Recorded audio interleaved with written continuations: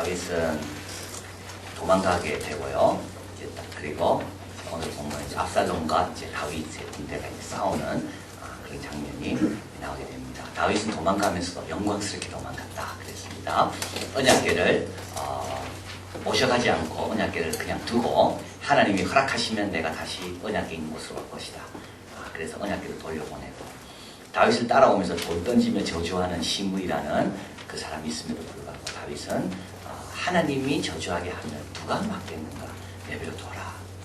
그리고 혹시 하나님께서 그 저주를 복으로 바꾸실지 그래서 저주가 와도 괜찮다. 왜냐하면 하나님이 다 위에서 보고 계시기 때문에. 참 다윗은 그렇게 돌아갑니다. 그래서 이제 요단강을 건너서 마하나임이라는 곳에 이르게 되고 거기에 임시 수도를 이제 정하게 됩니다. 그런데 우리 다윗이 도망갈 동안에 우리 하나님 뭐 하실까요? 우리 하나님은 일하고 계시는 겁니다. 다윗은 다윗 일 열심히 하고 하나님은 하나님 열심히 하고 그래서 앞에 가보면 이제 17장, 16장 앞부분에 가보면 17장이죠. 거기 가보면 이제 그 아히도벨이라는 그 모사가 이제 압살롬에게 조언을 하기를 지금 다윗과 다윗 부하들은 다 지쳤기 때문에 빨리 쫓아가면 이길 수가 있다. 이제 그렇게 이야기를 합니다. 근데 이제 압살롬이 그 말을 들었으면 다윗 다 죽이고 자기가 왕 유지할 수 있는데 압살롬이 그 말을 안 듣고 다윗의 벗 후세에게 물어봅니다. 후세 너는 어떻게 하면 좋겠냐? 그러니까 후세가 뭐라 했냐면 다윗 그 용사들 보통 사람들 아닙니다. 그 사람들은 공과 싸워도 이기는 사람들이고 다 용사들입니다. 그래서 그냥 섣불리 붙었다가는 큰일 납니다. 모래 같은 많은 병사들을 다 모은 다음에 그리고 다윗이 어디에 숨어 있는지 알고 나서 그리고 나서 공격하는 것이 맞습니다. 그렇게 이야기하는 거예요. 근데 사실은 그 아히도벨의 그 조언이 맞는 겁니다. 지금 다윗은 지쳐 있거든요. 그런데 어떻게 됐다고요? 17장 14절 적어드렸죠. 같이 읽습니다. 압살롬과 온 이스라엘 사람들의 아렉 사람 후세의 모략은 아히도벨의 모략보다 낫다 하리니 이는 여호와께서 압살롬에게 화를 내려 하사 아히도벨의 좋은 모략을 파하기로 작정하셨습니다. 아히도벨이 아무리 똑똑해도 하나님께서 그 모략을 파하기로 작정하시면 그 모략이 먹힙니까? 안 먹히는 겁니다.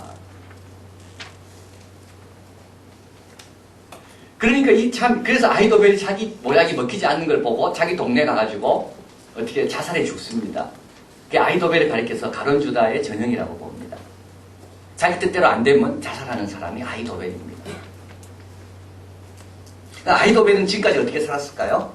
다 자기는 똑똑하기 때문에 자기 의견을 누구나 다 들어줄 줄 알고 이렇게 생각한 겁니다. 그리고 실제로 자기 의견은 남보다 더 낫고 그런데 그 의견을 듣고 안 듣고는 의견이 좋고 나쁘고에 따라서 누구 손에 달려 있습니까? 하나님 손에 달려 있습니다. 굉장히 중요한 거죠. 내 좀 부족해도 괜찮아요. 하나님이 내 쪽으로 결정하시면 내가 되는 겁니다. 저 사람 아무리 똑똑해도 여러분 시기하지 마세요. 하나님이 그 사람 의견을 다 작정하시면 그 사람 아무리 발부둥 쳐도 그 사람 뜻대로 안 돼요. 그래서 다윗은 처음에 아히도벨이 압살롬 쪽에 붙은 걸 알고 다윗은 이제 졌다라고 생각했습니다. 나는 졌다. 근데 아닙니다. 하나님께서 압살롬의 생각과 판단력을 딱 막으시사 아히도벨이 아무리 좋은 조언을 해도 압살롬이 받아들이지 않는 것. 그 대신에 다윗의 벗 후세, 다윗을 위해서 조언하죠. 후세의 의견은 받아들이도록 하나님께서 역사하시는 거예요. 그래서 제가 아히도벨에게 주는 교훈이 있습니다. 아히도벨처럼 똑똑한 사람들 또 아무리 똑똑해도 안 됩니다. 똑똑한 거 갖고 세상을 못 이기는 겁니다. 또 압살롬에게 주는 교훈 아무리 똑똑한 사람이 있다 해도 안 됩니다. 내가 안 받아들일 수 있거든요. 내가 그 순간 내 판단력이 흐려질 수가 있는 겁니다. 아무리 좋은 사람 내 옆에 있어도 내가 판단력이 흐려지면 그 좋은 사람의 자원을 쓸 수가 없는 겁니다. 그러니까 어떻게 해요? 하나님께 기도해야 되는 거예요. 그 다윗에게 주는 교훈 똑똑한 사람이 적에 가도 당하지 말고 흔들리지 말고 하나님 뜻대로만 살면 된다. 그래서 제일 무서운 사람이 누굽니까?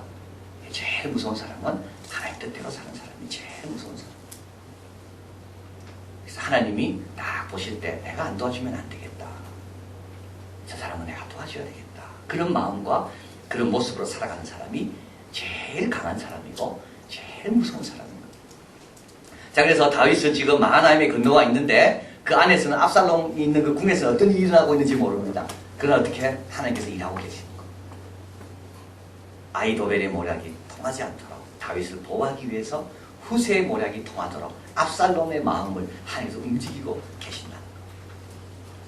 자, 그리고 이제 마하나임에 이르렀을 때 암몬에 속한 사람과 길르앗 사람 바슬레로부터 환대를 받습니다. 여러분 한번 보십시오. 얼마나 참 좋은 환대를 받는가. 여기 보면 침상을 가져옵니다. 왜냐하면 잠을 못 잤거든요. 다윗이 제대로 주무시라고 침상, 대야 씻으라고, 질그릇, 밀과 보리, 밀가루, 볶은 곡식, 콩과 팥과 볶은 녹두, 꿀과 바다, 양과 치즈. 그러니까 참 이게 어떻게 이렇게 가져왔습니까? 이는 저희 생각이 백성이 들에서 시장하고 곤하고 목마르겠다 함이더라. 여러분 좀 이렇게 남을 좀 대접하십시오. 볶은 곡식, 녹두, 또 치즈, 바다. 어떻게 이걸 가져왔습니까? 다윗이 이걸 누리던 사람인데, 다윗은 침상에서 주무시던 분인데, 다윗이 매일 먹을 때마다 이런 걸 드셨을 건데, 이제 압살롬을 피해 도망가면서 이런 거 맛도 못 보고 얼굴과 모든 것이 더러워져 있을 건데, 이걸 생각하고 이걸 다 챙겨가 다윗이 온 겁니다. 그래서 다윗의 시편 나오는데 뭐가 있죠? 원수의 목전에서 내게 뭘 베푸세요? 상을 베푸시오. 이겁니다. 원수의 목전에서 내게 상을 베푸신다. 이 상이라는 게 바로 이겁니다. 대야와 침상과 버더와 양과 치즈와 이 모든 것들을 풍성하게 대접하는 겁니다. 참 훌륭한 분들이죠. 왜냐하면 이 마하나임이 어떤 곳이냐면 사울이 있던 베냐민 지파의 사람들입니다. 그리고 무비보셋이 근데 여기 나와 있는 이 사람은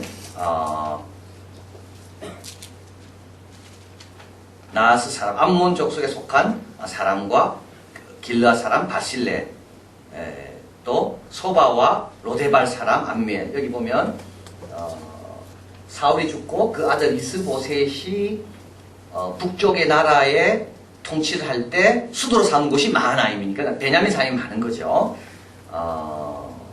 그럼에도 불구하고 다윗이 통치를 사울의 고향이라 할지라도 전혀 편법되게 하지 않고 제대로 잘 다스렸기 때문에 다윗이 어려울 때 그 사울의 고향 사람이 다윗을 이렇게 환대했다는 것을 알게 됩니다. 그러니까 압살롬이 반역할 때 어디로 갔다 그랬어요? 헤브론으로 갔다 그랬죠. 왜냐하면 헤브론이 7년 동안 다윗이 임시로 거주하던 수도였는데 그것이 예루살렘으로 옮겨가니까 헤브론 사람들이 불만이 가득 차서 늘 다윗에 대해서 원성하고 있다가 압살롬이 오니까 환영하면서 반역에 가담한 겁니다.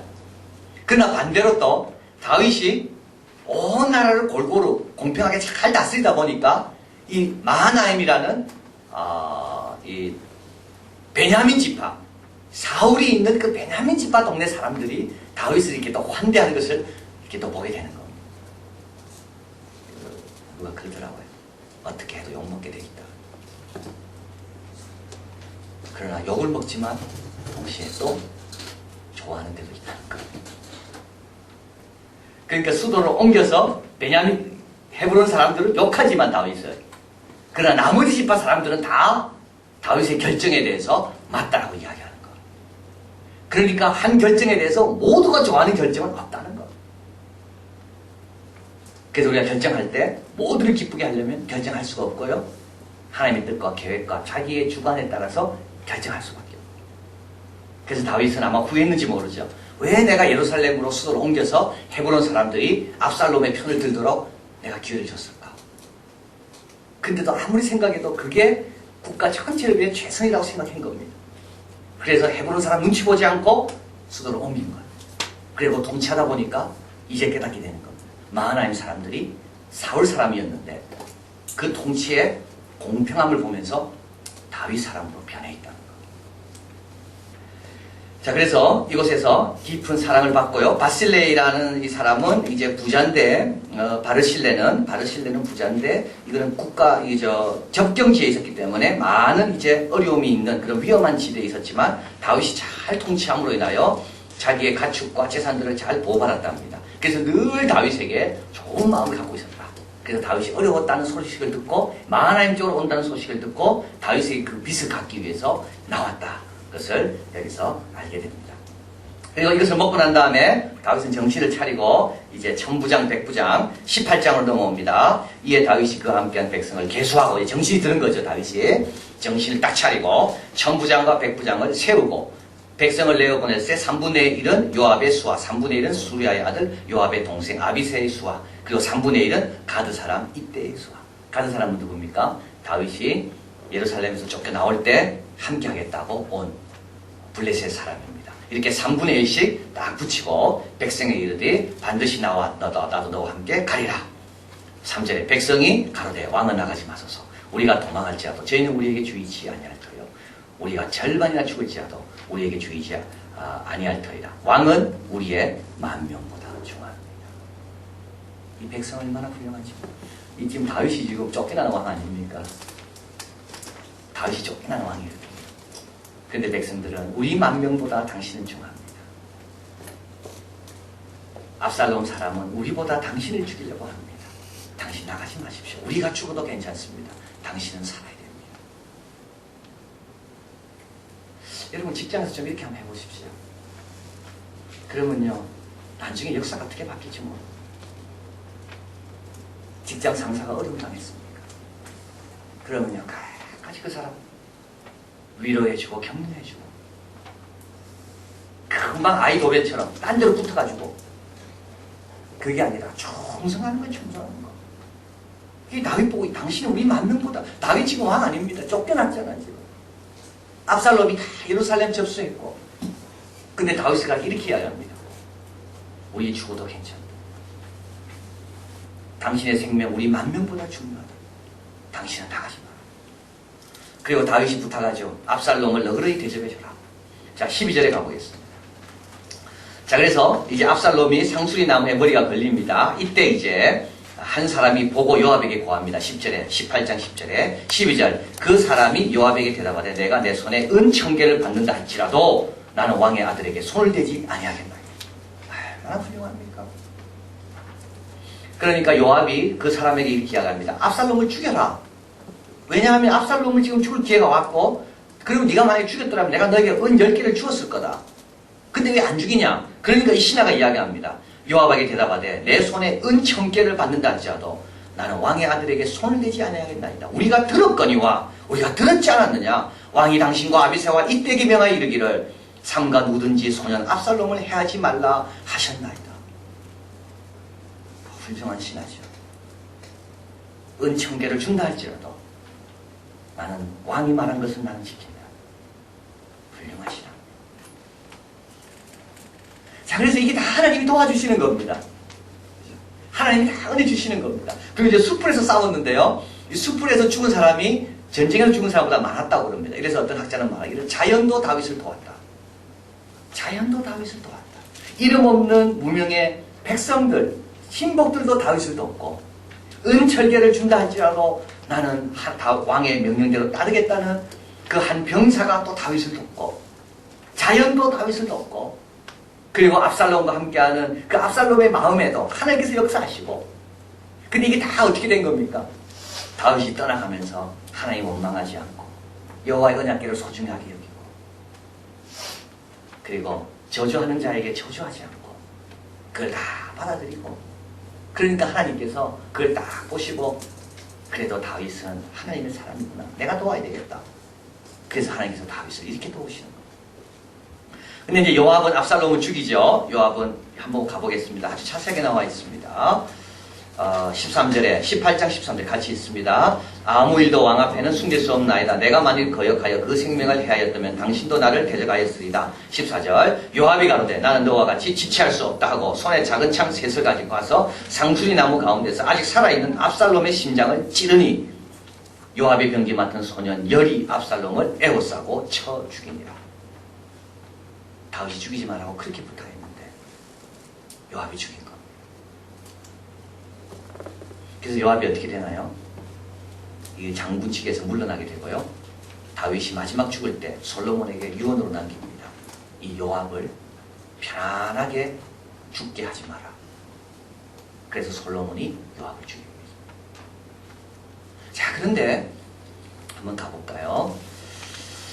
다윗이 이 소식을 듣고 참 보면 이제 33절 18 왕의 마음이 심히 아파 물로 올라가니 우니라. 저가 올라갈 때 말하기를 내 아들 압살롬아 내 아들 압살롬아 내가 너를 대신하여 죽었다면 압살롬 내 아들아 하였더라.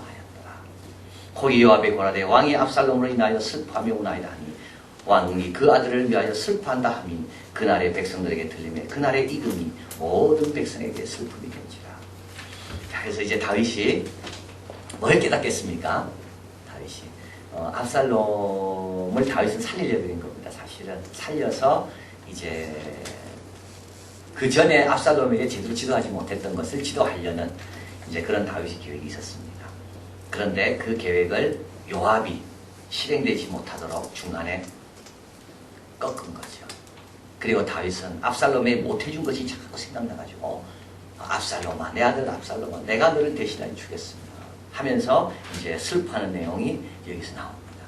그런데 여기서요, 압살롬은 이스라엘 왕은 한 명만 돼야 되잖아요. 두 명이 될 수가 없잖아요. 그래서 압살롬은 사실은 처형당해야 되고 누가 되더라도 반역을 한 사람은 사실은 죽어야 됩니다.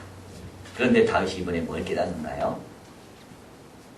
죽임을 당한 자의 아버지의 마음을 다윗이 깨닫는 거예요. 이게 참 중요해요. 다윗이 이 사건을 계기로 해서 살인, 다윗은 싸우면서 많은 사람 죽였거든요. 근데 다윗은 그 죽은 자의 아비의 심정을 가져본 적이 한 번도 없었습니다. 근데 이번에 그걸 깨닫는 거. 내가 아무리 정당하게 죽였다 할지라도 요압이 사실은 두 왕이 있으면 안 되니까 한 왕이 있어야 되니까 죽였지만 누구라도 나라를 반역한 사람은 죽어야 되지. 그래서 요압이 죽였지만 정당한 이유로 죽었지만 그 아비의 마음은 내가 대신 죽었으면 그게 아비의 마음이에요. 그게 다윗이 그걸 깨닫는 겁니다. 근데 다윗은 수많은 전쟁 가운데 죽였잖아요. 그때마다 다윗은 그 아버지의 어미의 마음을 다윗은 헤아린 적이 없는 거죠. 근데 이번에 그걸 깨닫는 겁니다. 죽을 때마다 많은 사람들이 나처럼 비통해하며 울었겠구나. 내가 대신 죽었더라면, 그리고 나서 다윗은 이제 변화됩니다. 그리고 이제 다시 왕이 회복되고 이제 올라가다가 시므이라는 사람을 또 만나게 됩니다. 다윗을 가면서 돌 던지고 저주한 사람. 이제 다윗 압살롬은 죽고 다윗이 왕이 됐잖아요. 그러면 이제 이 모든 것이 다윗의 통치하에 들어옵니다.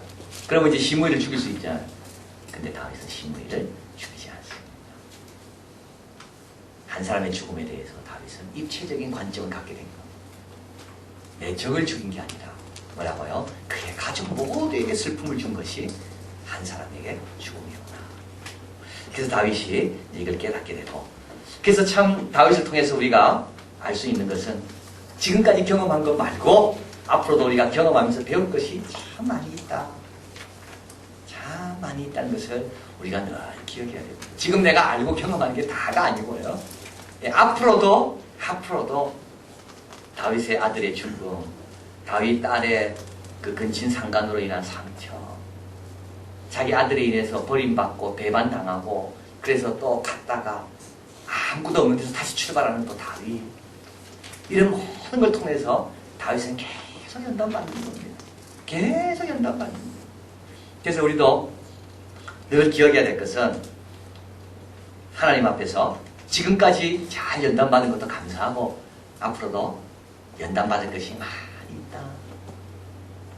있다는 것을 늘 기억해야 되고, 그리고 연단이 올 때마다 다윗처럼 원망하거나 불평하거나 저주하거나 그러지 않고 중심을 딱 잡고 주신 자도 여호와시오 취하신 자도 여호와십니다. 나는 하나님께만 영광 돌립니다. 그러면 어떻게 되나요? 그러면 세상도 지나가고 정력도 지나가고 다 지나갑니다. 하나님 뜻을 행한 것만이 영원히 남습니다. 그래서 오늘도 장례식을 잘 치렀는데요. 우리 72세 우상택 집사님 아버님이십니다. 근데 이분은 오랫동안 병을 앓으셨던 분입니다. 참 하나님께서 기적적으로 돌아가시기 전에 회복시키셨어요. 그래서 원래 치매였어요. 치매이기 때문에 참 어렵잖아요, 치매. 그리고 허리가 안 좋으셔서 누워 계셨고, 그래서 교회 나가겠다고 다짐하고 교회 나가시기 얼마 안 돼서부터 허리가 아프셔서 집에 누워 계셨고, 거기다 또 치매까지 오고 정말 안 좋은 상태였습니다. 그런데 마지막에 병원에 오시면서부터 기적적으로 의식이 회복돼요. 하나님을 찬양하고 기도하고 아멘하고. 그리고 사실은 지난 목요일날 이제 의사가 하루 넘기기 어렵다 그래서 가족이 다 모인 거죠. 근데 안 돌아가시네. 가족은 내일 돌아가실 줄 알고 사랑합니다, 축복합니다, 찬양 다 했는데 안 돌아가시네. 금요일날 또 사랑합니다, 축복합니다, 찬양했는데 또 안 돌아가시네. 주일날 또 사랑합니다, 축복합니다, 또 안 돌아가시네. 언제 돌아가셨습니까? 월요일에 돌아가셨어요.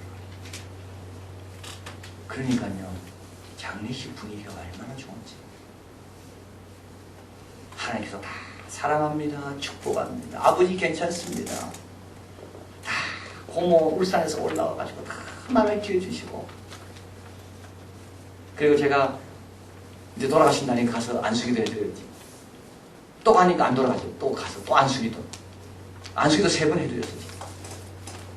이제 마지막인 줄 알고 이제 마지막이다 생각하고 안수기 왔는데 안 돌아갔어요. 위독하시대. 가서 안수기 했는데 괜찮대요. 또 안수기도.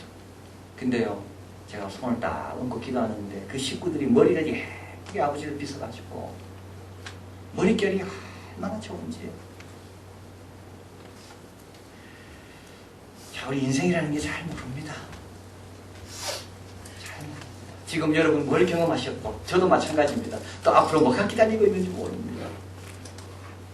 그러나 끝까지 붙들어야 돼.